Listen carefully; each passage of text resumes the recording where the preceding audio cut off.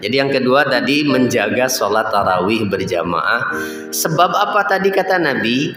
Orang yang bisa sholat bersama imam sampai selesai, ia dihitung seakan-akan sholat semalam suntuk. Tuh pahalanya ya Allah. Ada nggak yang nggak kuat semalaman sholat? Saya yakin nggak ada. Tapi dengan menjaga berjamaah, maghrib berjamaah, isya berjamaah, tarawih berjamaah, apalagi subuh berjamaah. Praktis kalau Ramadan makan bangun kita sebelum subuh tuh. Jangan sampai nggak sholat subuh berjamaah Pak, sayang.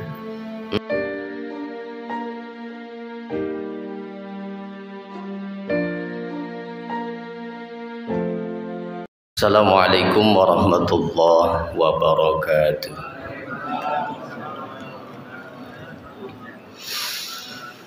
Bismillah, alhamdulillah, wassalatu wassalamu ala rasulillah wa ala alihi wa sahbihi wa man wala. Siang ini saya mau menyampaikan sebuah nasihat seputar Ramadan yang disampaikan oleh seorang ulama bernama Abdullah bin Jarillah bin Ibrahim al-Jarullah. Pertama, ihris ala an yakuna hadha syahrul mubarak nuqtata muhasabatin wa taqawumin li a'malik wa muraja'atin wa tashihin li hayatik. Bersemangatlah agar bulan yang penuh berkah ini menjadi kesempatan muhasabah. Yang pertama, catatan beliau, nasihatnya adalah bersungguh-sungguhlah, tunjukkan kesungguhan, keseriusan agar bulan yang penuh berkah ini menjadi kesempatan muhasabah. Apa muhasabah? Introspeksi diri, ya setidaknya tentang Ramadan, sudah berapa puluh kali kita melewati Ramadan. Sedangkan Rasul Shallallahu Alaihi Wasallam sepanjang hidup beliau itu hanya melaksanakan puasa Ramadan berapa kali?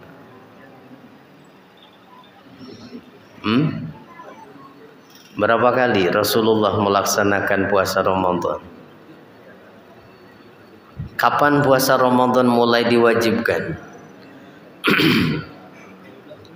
Ya, sejak kapan? Sebelum hijrah atau setelah hijrah? Setelah hijrah. Tahun kedua hijrah bertepatan dengan tahun peristiwa terjadinya perang Badar. Tahun kedua hijrah itu baru diwajibkan puasa Ramadan. Berarti Rasulullah itu kurang lebih hanya 9 kali melaksanakan puasa Ramadan. Tapi 9 kali puasanya Rasulullah maksimal lah, ya. Kita sudah berapa puluh kali dari sejak kita balik aja hitungnya, ya. Wah, yang umurnya udah 60, 50 entah berapa puluh kali itu, ya. Sudah sering kali. Apa yang kita dapatkan setiap kali melewati Ramadan? Perubahan apa yang terjadi? Kan harusnya begitu. Nah, cuma mungkin karena sudah terlalu seringnya sehingga kita menganggap Ramadan biasa-biasa saja. Tidak istimewa di hati kita. Biasa-biasa saja. Sehingga ya sholatnya biasa saja. Tarawih ya kalau sempet ya tarawih, kalau enggak mau lagi males ya enggak usah. Ya biasa-biasa saja. Tidak ada merasa istimewa dan saya harus semangat begitu. Ya. Nah, sedekahnya ya biasa-biasa saja, ya. Gitu. Yang berjamaahnya juga toh yang biasa-biasa juga. Yang ini lagi wajah-wajahnya sudah tidak asing.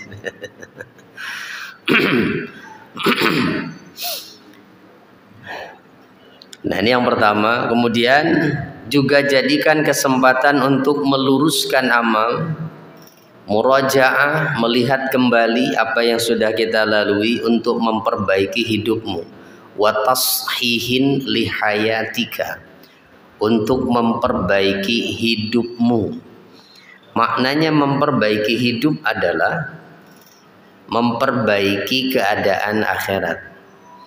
Karena tempat kita hidup itu adalah akhirat. Dunia bukan tempat kita hidup. Dunia hanyalah tempat kita mati dan hanya tinggal menunggu giliran kapan malaikat maut akan menjemput kita. Tempat kita hidup adalah akhirat yang sejatinya harus menjadi prioritas utama dalam kehidupan seorang yang beriman. Nah, walaupun kebanyakan manusia lupa dengan itu. Ya, lupa dengan itu. Merasa bahwa hidup itu hanya di dunia saja. Nah, ini yang pertama ya. Jadikan kesempatan Ramadan ini adalah kesempatan untuk kita muhasabah. Yang kedua, ihris 'alal muhafazati 'ala salati tarawih jama'atan. Bersungguh-sungguhlah untuk menjaga salat tarawih berjamaah. Sanggup kira-kira tiap malam nggak terlewat tarawih berjamaah? Ya masa nggak sanggup kan? Bapak mah nggak punya uzur. Kalau ibu-ibu masih ada haidnya, dah. Iya. Bapak uzurnya apa? Nggak tarawih.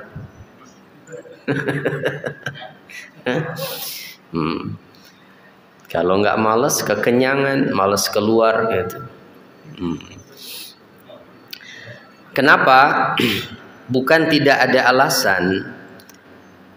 Syekh Abdullah bin Jadillah menyampaikan ini didasarkan pada hadis Rasul Shallallahu Alaihi Wasallam riwayat Imam At-Tirmizi, di mana Rasulullah menyatakan begini, Pak: Man shalla ma'al imami hatta yansarifa kutiba lahu qiyamu lailatin. Siapa saja yang sholat bersama imam, artinya berarti sholat berjamaah, hatta yansarifa, sampai si imam itu yansarif, selesai pergi atau berbalik. Artinya yansarif itu bisa berbalik, bisa pergi atau selesai. Karena imam ketika selesai sholat berjamaah, yang dianjurkan adalah berbalik ke arah jamaah untuk memberitahukan bahwa sholat sudah selesai. Gitu.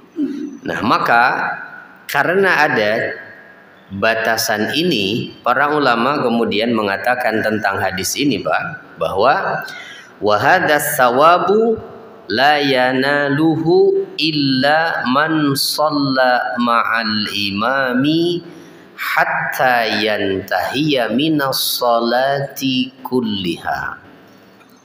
Pahala yang disebutkan dalam hadis tadi tidak akan bisa diraih kecuali oleh orang yang sholat bersama imam sampai sholat itu selesai tuntas.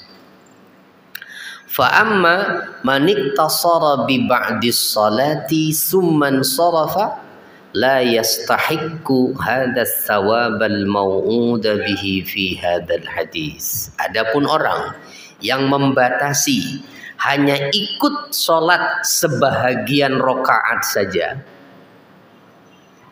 di tengah-tengah terus dia pergi padahal imam belum selesai, baru selesai tarawih, witirnya belum, udah bubar, pulang, maka la yastahiqqu hadas sawabal mau'udadi. Ia tidak berhak mendapatkan pahala yang dijanjikan dalam hadis itu. Tuh, ya. Jadi harus sampai selesai. Gitu. Karena paketnya Qiyamul Ramadan itu adalah sampai witir. Gitu, sampai witir, Pak. Jadi jangan begitu selesai tarawih, misalnya kalau di sebahagian masjid kan ada kultumnya itu selesai tarawih. Nah, kalau di kita sebelum kan. Nah, ini yang rawan itu yang setelah tarawih itu. Ya, kalau yang setelah isya makan lanjut sholat terus berarti sampai akhir. Ini kalau yang selepas tarawih baru kultum, nah, itu rawan bubar itu. Apalagi yang ceramahnya, dia nggak suka saya, balik deh. Udah nggak dapet itu pahala yang dijanjikan tadi. Termasuk begini, ketika Syekh bin Baz ditanya, kalau ada orang yang biasa sholat 11 rakaat, lalu dia ikut bersama imam yang sholatnya 23, apakah boleh dia memisahkan diri begitu, belum tuntas 8 rakaat dia misah sendirian witir begitu? Nah, jawaban beliau apa? Yang lebih sempurna, lebih afdal adalah mengikuti imam. Walaupun biasa 11, pas ikut di satu masjid sholatnya 23, ikuti sampai selesai. Wah, gitu. Jadi mau yang biasa 23 ternyata ikut yang 11, ya udah ikutin sampai selesai 11.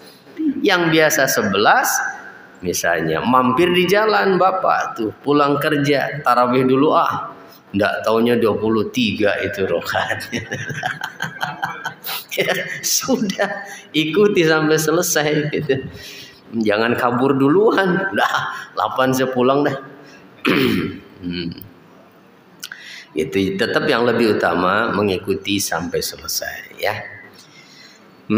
Dan baru tahun ini Pak ya, di Masjidil Haram ada perubahan 13 rakaat sholatnya ya. Kebijakan Saudi sekarang itu enggak 23 lagi Pak, cuma 13 rakaat. Jadi witirnya 3 itu tambah tarawih 10. Ya wallahu alam ya pertimbangannya apa gitu. Tapi ya salah satunya sisi positifnya memang yang disampaikan apa masalah lalu lintas, karena ketika sholat itu kan jalan ditutup Pak. Jadi kalau 23 itu jalan lama ditutup sampai jam 12 mungkin. Nah ini jam 10 udah selesai. Nah buat kita mah malah enak kali ya, biasa 11 di sini mah. Cuma nambah dikit berarti nambah 2. Tapi ya sama aja Pak, ayatnya panjang-panjang di sana mah. Iya. Karena kan waktu Umar bin Khattab itu mengambil kebijakan 20 rakaat dulu, itu kan Umar bin Khattab tuh. Ya, ijtihadnya. Nah, dulu pertimbangannya adalah di masa Nabi sholat malamnya itu ayat yang dibaca panjang-panjang. Ya, walaupun rakaatnya cuma 8, 11 dengan witirnya.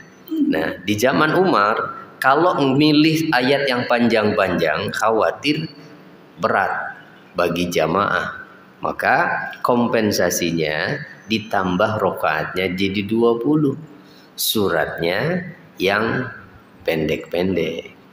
Kita rakaatnya yang paling sedikit, ayatnya juga yang pendek-pendek. Aduh, minimalis banget kita mah ya. Pokoknya cari yang minim aja deh. Itu kalau kejebak di satu masjid, pernah ikut tarawih kelamaan ditandain tuh. Nah, nggak tarawih sini lagi dah. Oh. Kelamaan. Ya Allah. Enggak, di sini mah nggak begitu kan. Yang kedua, yang ketiga, gitu ya Pak ya. Jadi yang kedua tadi menjaga sholat tarawih berjamaah. Sebab apa tadi kata Nabi?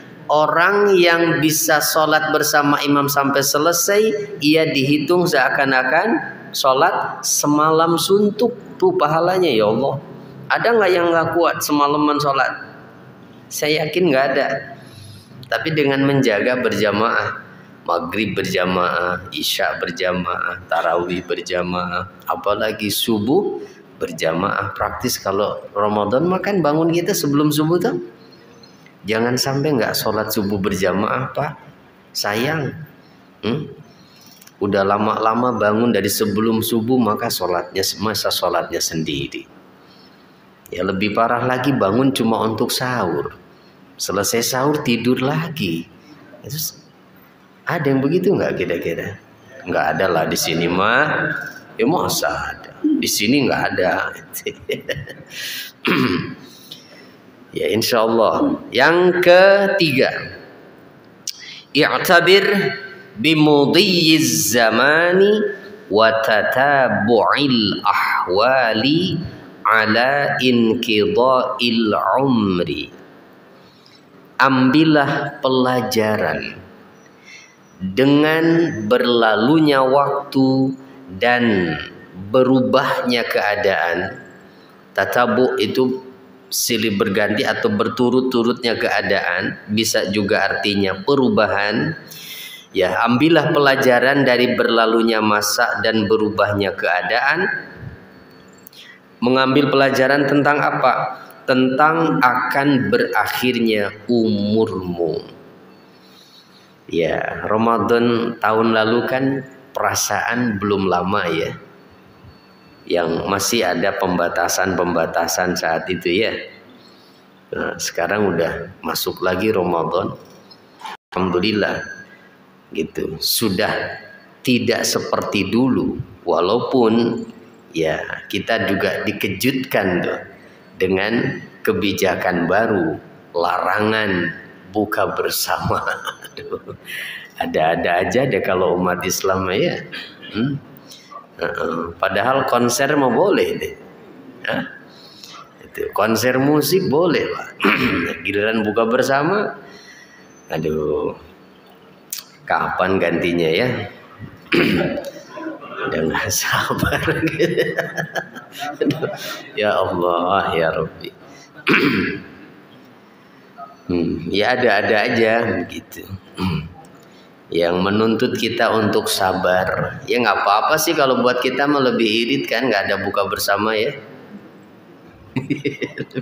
lebih irit gitu. Dan memang kalau di kantor-kantor perlu ada yang dikoreksi juga sih buka bersama itu. Kalau di rumah mungkin masih ya ada nilainya ya, silaturahim sama tetangga, keluarga. Mohon maaf kalau di kantor-kantor tuh kadang-kadang kan yang ikut buka juga bukan muslim. Semua karyawan. Malah yang muslim juga kadang-kadang cuman ikut buka, habis itu pergi pulang nggak tahu sholat apa enggak itu. Bener nggak nih? Ya, soalnya saya beberapa kali dulu pernah gitu diminta untuk ngisi ceramah buka bersama di kantor tuh. Iya kondisinya begitu. Mau pas buka banyak. Begitu sholat, lah pada kemana? Enggak ada. Ya husnuzannya mungkin sholat di perjalanan lah ya, bukan di jalan gitu. Di jalan mah nggak bisa sholat. Nah, jadi berlalunya waktu, berubahnya keadaan, ambillah pelajaran dari situ, akan berakhirnya umur kita. Karena kita juga berubah tuh. Berubah. Mungkin ada di antara kita yang tahun lalu masih tampak terlihat wajahnya ikut tarawih bersama kita. Hari ini sudah tidak ada lagi. Ada jaminan nggak tahun depan kita masih ada? Tidak ada ya. Nggak ada yang jamin bahwa tahun depan kita masih hidup. Makanya ayo azamkan di hati kita bahwa ini harus menjadi Ramadan yang terbaik. Kalaupun tahun depan kita sudah tidak ada lagi, yang ada hanya tinggal saudara-saudara kita yang masih hidup saat itu, mungkin hanya satu harapan kita. Kita berharap mudah-mudahan saudara kita yang masih ada, khususnya jamaah di Nurul Huda ini, tidak melupakan nama kita untuk disebut dalam doa mereka. Yang dikhawatirkan adalah kita sudah tidak ada lagi, mereka nggak pernah menyebut nama kita dalam doanya. Karena memori mereka tidak bisa mengingat kita pernah ada. Aduh, jangan sampai begitu ya. Nah, makanya nanti ada pesan berikutnya agar kita istiqomah berada di majelis-majelis yang baik. Gitu.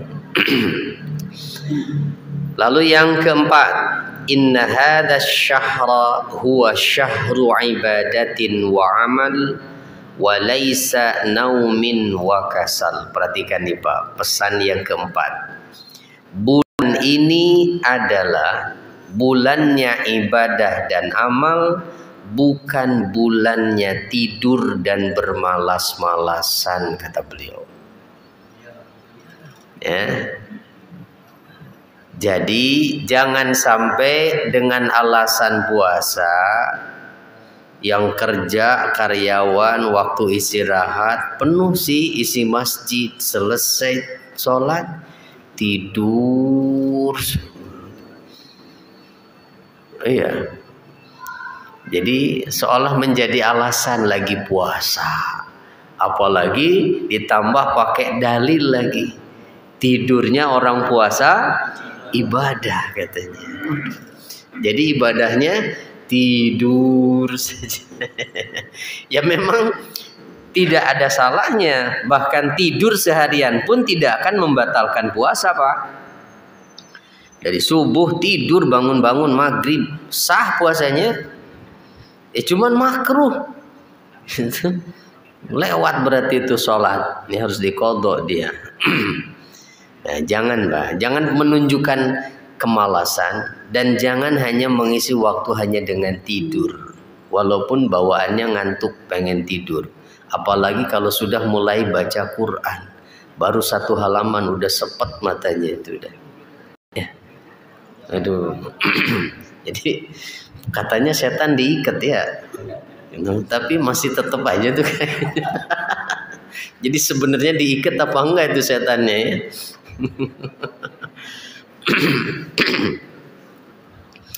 Baik. Nah, ini yang keempat. Jadi kenapa? Karena lihat sejarah, Pak. Banyak peristiwa-peristiwa penting dalam sejarah Islam justru itu terjadinya di bulan Ramadan loh. Termasuk perang pertama dalam Islam yang tadi saya sampaikan, perang Badar, di mana umat Islam mendapatkan kemenangan menghadapi 1000 orang pasukan, hanya 313 orang pasukan muslimnya. Nah, itu kan berarti rahasianya salah satunya adalah karena doa mereka, doanya Nabi, doanya para sahabat yang saat itu mereka sedang puasa. Karena itulah pertama kali diwajibkan puasa pada mereka. Menang loh. Perang loh, Pak. Kita boro-boro kayaknya. Iya. Keluar sebentar jalan dari rumah ke masjid aja kita ngos-ngosan, panas kayaknya. Ya. Aduh, ya. Jadi tunjukkan semangat itu, kekuatan. Ya, insya Allah nggak ada orang cerita orang meninggal gara-gara puasa itu. Itu bahkan ibu hamil dan menyusui pun sebetulnya ya jangan hanya semata-mata alasan hamil dan menyusui lantas serta merta tidak puasa. Gak ada masalah kok. Ya, ibu hamil menyusui tetap berpuasa itu. Kecuali kalau memang ada keterangan dari dokter kandungannya. Ibu maaf jangan puasa dulu karena kondisinya lemah misalnya. Ya kalau nggak ada masalah apa-apa. Itu jangan dulu mengambil seakan-akan ada rukhsah. Saya nggak puasa, lagi hamil. Ya. Ya kalau alasannya cuman karena kasihan ke anaknya, padahal dianya bisa sanggup puasa, kan nanti wajib bayarnya qadha plus fidyah itu. Bukan hanya qadha saja. Kalau cuma khawatir ke anak, ibunya kuat puasa kok. Kuat sih, cuman kasihan saya sama anak. Kandungannya misalnya masih muda, takut terjadi apa-apa, khawatir itu. Padahal dianya kuat, tapi tetap nggak puasa, khawatir ke anak. Nah itu nanti wajib qadha plus fidyah. Gitu. Nah, kemudian yang kelima, awid lisanaka ala dawamiz zikri wala takun minal ladzina la yazkurunallaha illa qalila.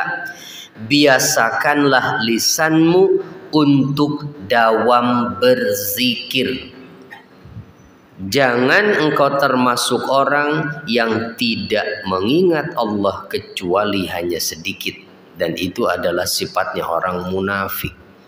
La yazkurunallaha illa qalila.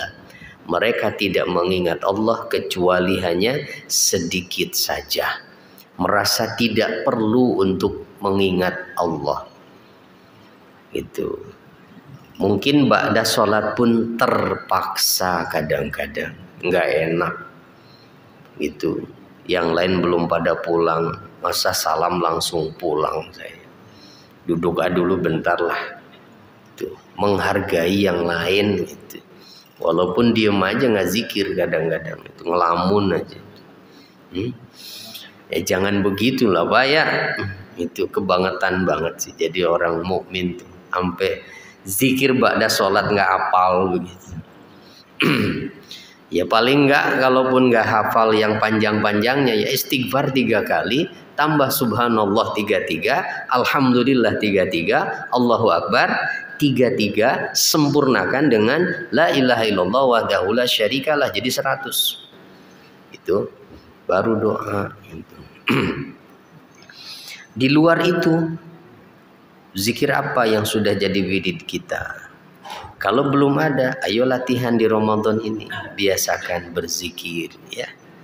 Ada zikir pagi kan, maksuratnya banyak dicetak itu bukunya. Sayang cuman dijadikan souvenir kadang-kadang. Iya enggak? Maksurat tuh yang buku kecil. Iya, kadang cuman dibagi-bagi buat souvenir doang kalau nikahan itu. Dibaca apa enggak juga itu. Rata-rata kagak dibaca itu. Ya, sayang. Sama tuh kayak buku Yasin tuh Pak. Tiap 40 harian cetak buku Yasin. Sampai numpuk di rumah buku Yasin. Dibaca semua Pak. Ya. Ya, coba bikin inovasi begitu, jangan buku Yasin terus lah yang dibagi gitu. Ya. Sayang udah numpuk di rumah itu. Dibaca juga enggak. Dikasih ke masjid juga udah kebanyakan. Ya. Ya kenapa harus itu gitu. Kan tidak harus buku Yasin. Kalau mau sedekah mah gitu. Yang lain aja yang bisa dipakai gitu, ngasih sejadah, ya, ngasih gamis itu. Ini kepake gitu buat sholat ya. Kita tuh kadang-kadang takut untuk merubah ya, karena itu udah tradisi gitu, ya. Kalau nggak begitu tuh nggak umum kayaknya. Tapi bener nggak itu fakta yang saya sampaikan itu, buku Yasin udah banyak numpuk di rumah Pak. Sayang loh Pak, nggak kebaca itu, ya nggak kebaca itu. Padahal kan tujuannya yang ngasih itu biar dibaca tuh, pahalanya nyampe gitu. Kalau mau begitu mas sebetulnya mendingan wakaf Al-Quran saja gitu. Tapi usahakan jangan di masjid. Di kita sih kalau pengen kebaca mah ya wakafnya ke Masjidil Haram, itu udah pasti dibaca tiap hari. Di kita mah ditaruh doang kitabnya. Ya. Qurannya udah awet itu. Jarang yang rusak Pak kalau wakaf di sini mah. Itu. Awet kadang-kadang karena nggak ada yang baca. Yang keenam, inda syu'urika bil ju' tazakkar annaka dha'ifun wa la tastagni 'anil ta'ami wa ghairihi min ni'amillah. Ketika engkau merasa lapar, berapa jam sih kita tahan dari sahur? Mulai berasa lapar jam berapa, Pak? Jam 9 ya? Udah lapar ya? Ketika kamu merasakan lapar, maka sadarkanlah dirimu bahwa engkau hanyalah makhluk yang lemah, tidak bisa lepas dari makanan, minuman, dan nikmat Allah lainnya. Ditahan sebentar saja nikmat Allah, makanan, minuman itu.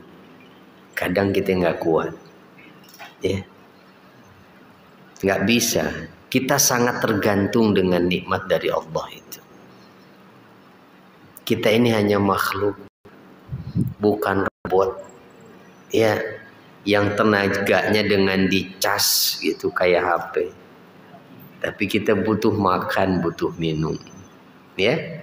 Jadi artinya apa? Kalau kita sadar bahwa kita ini hanya makhluk yang lemah, yang tidak bisa lepas dari nikmat dari Allah, dari sejak kita keluar dari rahim ibu sampai sekarang, apa yang bukan nikmat dari Allah? Semuanya nikmat dari Allah. Jadi nggak ada alasan kalau begitu dong, masih males-malesan ibadahnya. Kan cuma itu kita menunjukkan rasa syukur terhadap nikmatnya. Mau dengan cara apa lagi? Ya, ibadah itu adalah tanda syukur kita. Ya. Yang ketujuh, intahiz fursata hadha syahri lil imtina'id daim an ta'ati ma la yanfa'uka bal yadurru. Gunakanlah kesempatan bulan ini untuk mencegah atau menahan diri secara terus-menerus setelah Ramadan nanti dari melakukan apapun yang tidak bermanfaat, bahkan sesuatu yang justru akan memadaratkan dirimu. Apa itu? Maksiat, dosa. Latihan yuk, gitu. Latihan kita berhenti dari dosa, berhenti dari maksiat. Latihan menggunakan mata hanya untuk ibadah saja. Berhenti melihat hal-hal yang akan membawa kita menjadi bermaksiat karenanya. Batasi itu semuanya. Gunakan untuk baca Quran. Dan harapannya supaya nanti terbiasa, mata kita peka dengan hal yang berbau maksiat. Itu. Ketika ada hal yang merasa tidak pantas untuk dilihat, mata kita langsung menundukkan pandangan dari itu. Bukan malah melotot. Gitu, penasaran. Nah gitu ya, ayo latihan selama 1 bulan ya, menahan mata, menahan lisan, menahan telinga, ya, menahan anggota badan. Kan itu hakikat puasa kan ya. Hakikat puasa itu sungguhnya ya bukan hanya perut yang puasa, tidak makan, tidak minum. Yang kedelapan, i'lam annal amala amanah fahasib nafsaka hal ada'ahu kama yanbaghi.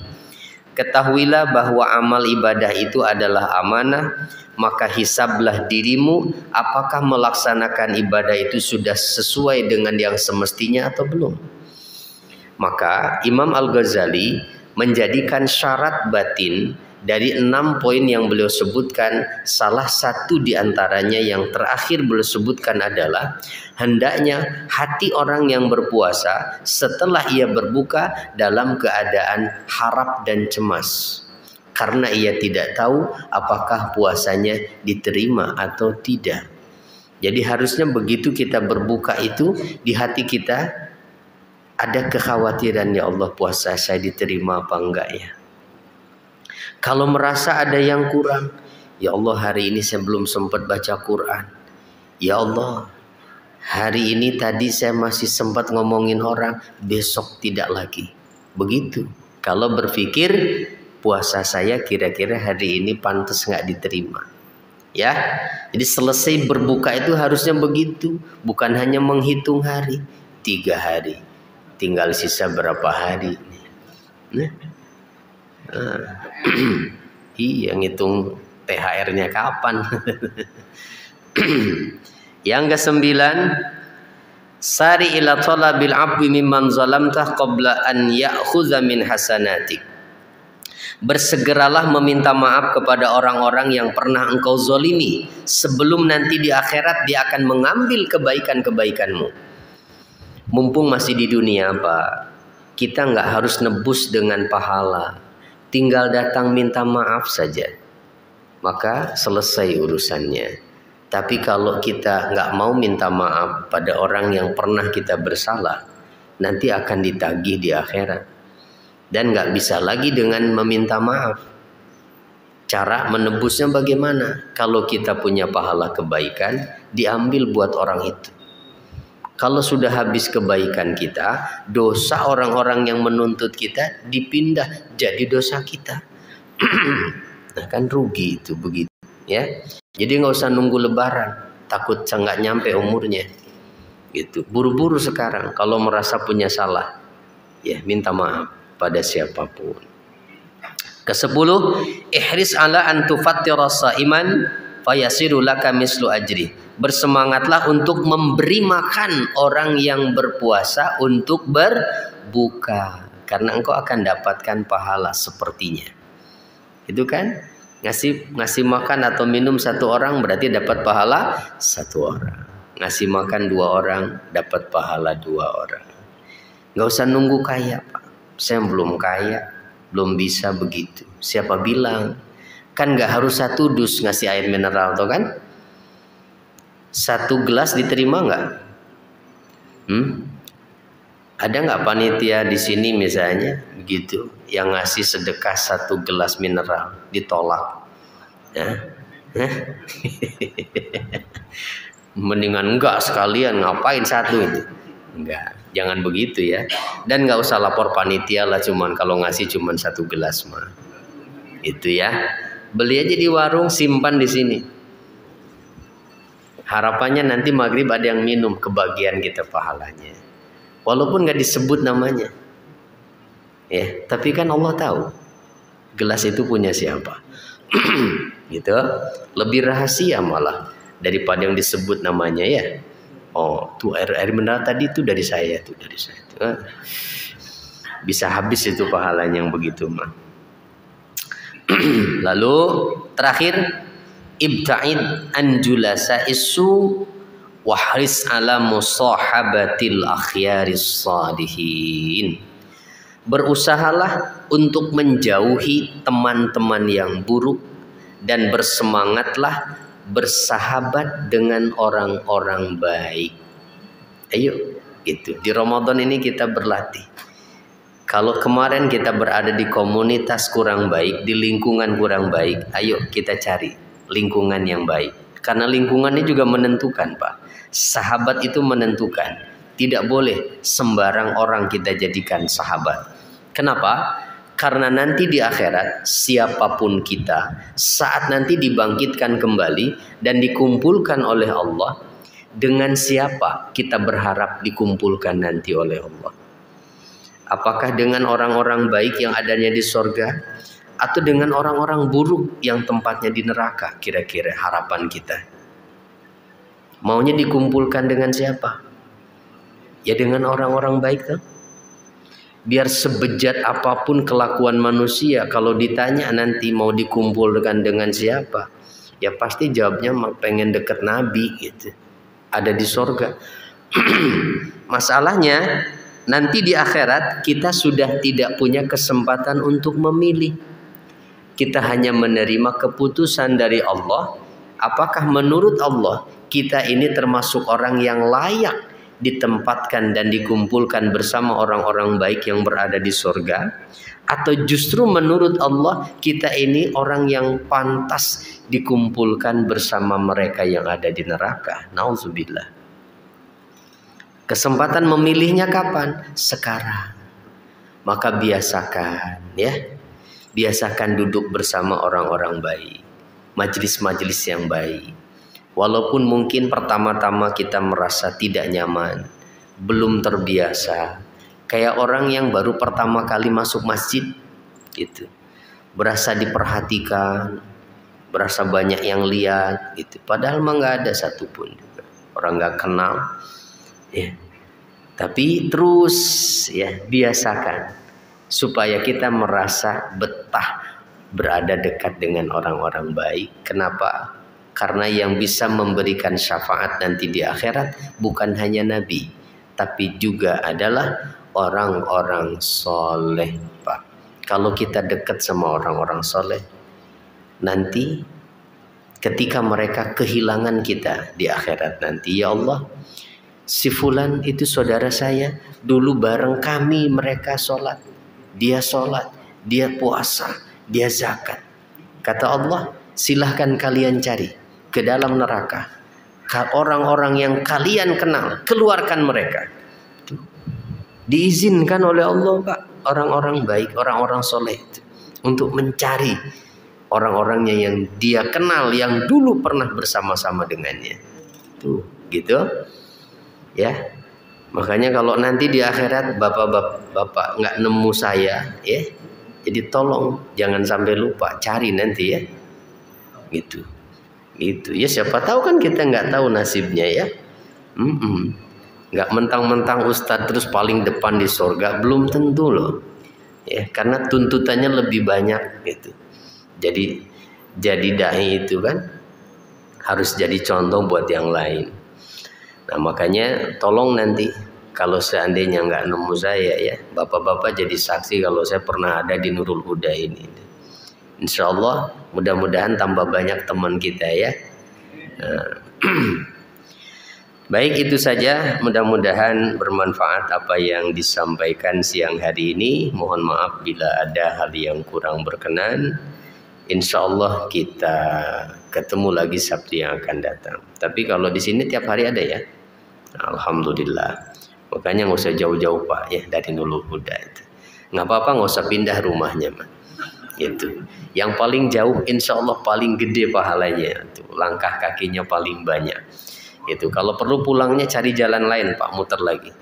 Oh, itu jadi saksi itu tiap tempat yang dilalui ya. Nah, pulang-pulang maghrib itu ya. Baik, itu saja, kita tutup dengan kafaratul majlis. Subhanakallahumma wa bihamdika asyhadu an la ilaha illa anta astaghfiruka wa atubu ilaik. Assalamualaikum warahmatullahi wabarakatuh.